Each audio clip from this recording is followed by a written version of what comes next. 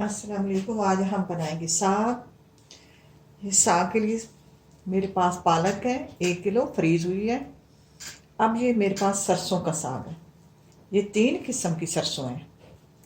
ये शलजम के पत्ते हैं, जैसे शलजम के ऊपर पत्ते होते हैं वो हैं। और ये गोभी साग है। ये गंदलों का साग है। ये इनका वेट आधा आधा किलो है। ये समझो 1.5 किलो बनता है। और ये मेरे पास थोड़ी सी गट्ठी सोया थी, पहले मैंने ये लेके फ्रीज की हुई थे। अब ये सोया भी इसमें डालेंगे। 1 किलो पालक जाएगी, टमाटर जाएंगे, हरी मिर्चें और मसाले भी जाएंगे। तो अब मैं ये दिखाना चाह रही थी, अब इनको मैं खोल के धो लेती हूँ, काट लेती हूँ। तो फिर मिलेंगे कि साग की तरकीब कैसी कैसे बनाए जाते हैं। हमारे तो घर के होते हैं, हमारी दादी अम्मी लजीज और मज़ेदार साग कैसे बनाती थी। अब इसी तरह बनाएंगे जैसे देसी साग बनाया जाता था पहले ज़माने में। वही इसकी टेस्ट और लुक आएगा। साग वही मज़े का लगता है जो इसकी होती है। समझो इसको पहले तरीके में बनाया जाता, देसी तरीके में। वो दो देसी तरीके इस्तेमाल करेंगे। अब इसमें जो वलैती तरीके हैं वो उनमें से इनकी लुक नहीं आती। तो आइए शुरू करते हैं। पहले मैं धो लेती हूँ, काट लेती हूँ, फिर मिलती हूँ। अब ये साग को मैंने, कई लोग आए साग काट कर धोते हैं। हाँ, मैं समझती हूँ कि वो अच्छा नहीं होता। साग को पहले धो लें फिर काटें। मैंने पहले धो लिया फिर उसको काटा, और काट कर मैंने ये कुकर में डाल दिया। मेरे पास मिट्टी की हंडियाँ नहीं है, यहाँ हंडियाँ नहीं मिलती। अब वो मैंने पालक, सरसों और ये थोड़े से आधी गट्ठी सोया था वो डाला। यहाँ बाथू नहीं मिलता, बाथू होता है, खटिट्टन होती है। हमारे यहाँ तो हम ये समझो होता है तो जड़ी बूटियां होती हैं। जितनी जड़ी बूटियां डालो इतना उसका फायदा ज्यादा होता है। हम तो बहुत सारी इसमें चीजें डालते थे, लेकिन यहाँ तो मिलती नहीं है। अब भी चीजें मेरे पास 2-3 किस्म की सरसों थी, और ये पालक और आधी गट्ठी सोया डालकर, अब ये मेरे पास 3-4 हरी मिर्चें हैं, इनको भी साथ ही डाल देते हैं। और नमक डालकर आधी चम्मच नमक डाल देते हैं। टीस्पून, टीस्पून से भी कम है, आप अपने जायके से डालें, थोड़ा सा डालें। और ये आधा लीटर इसमें पानी डाल देते हैं। पानी डालकर कुकर में इसको गला लेते हैं। फिर उसके बाद तड़का तैयार करेंगे, तड़का लगाएंगे, फिर मिलते हैं आपसे। साग जो है वो गल चुका है, मैंने कुकर में इसको गला लिया। अब इसमें पानी है, ये पानी इसको इसका खुश कर लेते हैं। फिर उसके बाद तड़का तैयार करेंगे, फिर मिलते हैं।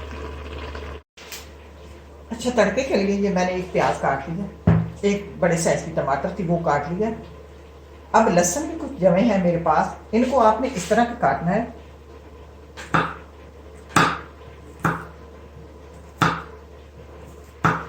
इनका तड़का लगाना है लहसुन का, आपने इस तरह काटना है। लहसुन की जमे ले लें, मेरे पास 5-7 हैं। आप अपने हिसाब के से, जैसे साग ज्यादा हो तो फिर ज्यादा लेना पड़ेगा।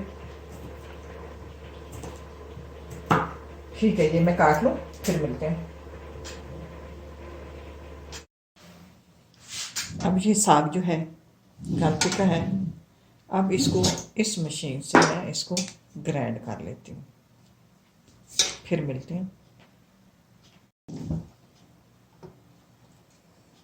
अब मैंने साग को ग्राइंड इस कर लिया है, लेकिन ज़्यादा बारीक नहीं करना, वो भी मज़े का नहीं लगता। इसमें थोड़ा थोड़ा दाना होना चाहिए। अब तड़का तैयार करते हैं। तड़का, ये मैंने देसी घी डाल दिया पैन में। अब ये डालेंगे लहसुन, ये जो मैंने चाप किया, इस लहसुन को फ्राई करेंगे।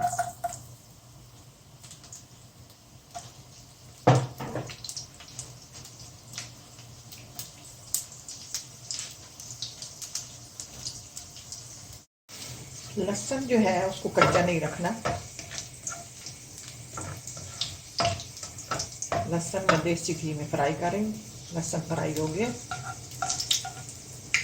अब इस घी को और लहसुन को इसी कुकर में डाल देते हैं जहाँ हमारा साग है।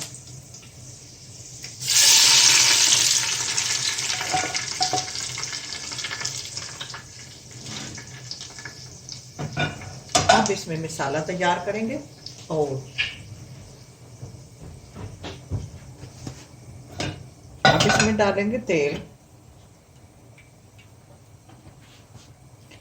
तेल का ही, अगर देसी घी ज़्यादा फ्राई हो जाए तो उस का जायका अच्छा नहीं होता। मैंने उसको थोड़ा उसमें लहसुन फ्राई किया और उसमें उसके में डाल दिया।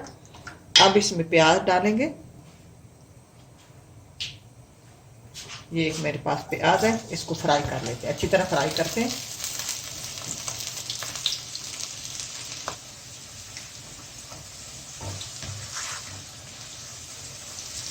प्याज फ्राई हो गए, ज़्यादा भी नहीं, सुरख नहीं करने। एक टमाटर वो डाल दिया। अब डालेंगे हाफ हाफ टी स्पून या अपने जायके के हिसाब से कुटी हुई मिर्च,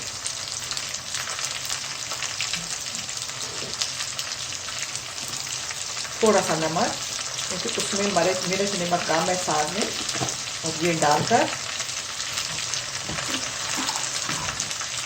पानी लगा देंगे। इनको गलाना है, इस मसाले को मिक्स करना है जब तक ये मैश नहीं हो जाता अच्छी तरह। थोड़ा पानी डाल के ऊपर ढक के ये प्याज टमाटर गल जाएंगे। हम ऊपर से ढक देंगे। दूसरा मैं ये बताती चलूँ कि ये जो कुटी हुई मिर्च डाली है ना, अगर आपके पास कुटी हुई नहीं है आप रेड भी डाल सकते हैं, रेड नहीं है तो सिर्फ सब्ज़ से बना सकते हैं। लेकिन कुटी हुई मिर्च का ये होता है इसकी लुक और फ्लेवर और देखने में बहुत खूबसूरत लगती है। हम पहले जब बनाते थे ना, जब हम छोटे होते थे तो हमारी बड़ी साग बनाती थी, जब मसाला कूट कर डालती थी। ज़माने में तो ये कुटी होती नहीं थी, खुदी दौरी डंडे में कूटती थी। तो हमें कहती थी आप मसाला कूटो, और मसाला मोटा मोटा रखना, चाहे सब्ज़ मिर्ची चाहे रेड मिर्ची, मसाले को मोटा मोटा कूटना है। उस वक्त हमें समझ नहीं आती थी कि मसाले मोटे का मतलब क्या है, मसाला मोटा मोटा रखना। जैसे अब पता चला कि इसमें साग में मोटा मोटा मसाला जो कुटा हुआ हो वो साग उसका लजीज बनता है, मज़े का बनता है, उसका फ्लेवर अच्छा आता है। इसलिए ये मैंने कुटी हुई मिर्च डाली है। इसका जायका लुक फ्लेवर बहुत अच्छा आएगा। इंशाल्लाह आपके पास हो तो आप ये डालना। अब इसको मैं ढक देती हूँ। ढक करके इसको गला लेते हैं, फिर मसाले को फ्राई करेंगे, फिर मिलते हैं।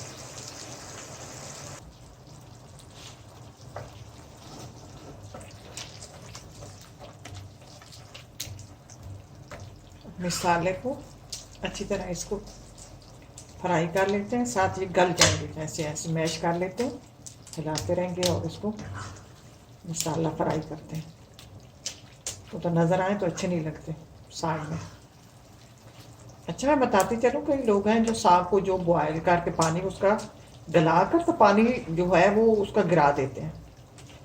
ये हमें अच्छा नहीं लगता। हमारी जो बड़ी थी ना वो अभी इस तरह नहीं करती थी।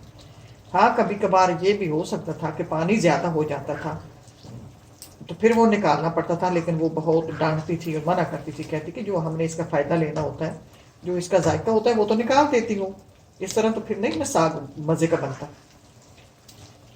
तो मैं तो उसको अच्छा नहीं समझती, पानी निकाल दें। चल मैं मसाले को फ्राई कर लेती हूँ।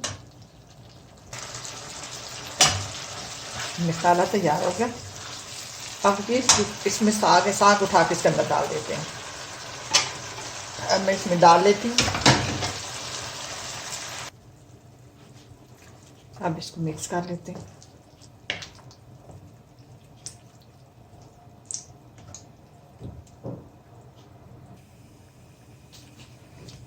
अब ये तैयार होने वाला है। यहाँ आप नमक मिर्च चेक कर लें।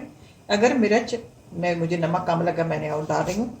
अगर आपको यहाँ भी मिर्च कम लगे तो आप कुटी हुई मिर्च और डाल सकते हैं, फ्राई करना ज़रूरी नहीं है। यहाँ कई लोग आटा डालते हैं, जैसे गंदम का आटा भी डाल लेते हैं, मकई का आटा भी डाल लेते हैं। लेकिन हमारी जो बड़ी होती थी वो इस वक्त डालती थी जैसे कि पानी ज़्यादा हो गया, वो खुश्क नहीं हो रहा, फिर थोड़ा सा वो डाल देती थी आटा मकई का कि वो पानी को खुश कर लेता था। आप डालना चाहो, लेकिन उसका मुझे कोई फ़र्क नहीं पड़ता कि उसकी कोई उसकी लुक नहीं अच्छी होती साग की। आप चेक कर लेते हैं। हम ये तैयार है, घी ये छोड़ के है। आप ट्राई करना, अल्लाह करे आपको पसंद आए। चूल्हा बंद कर देती हूँ। अल्लाह हाफिज़।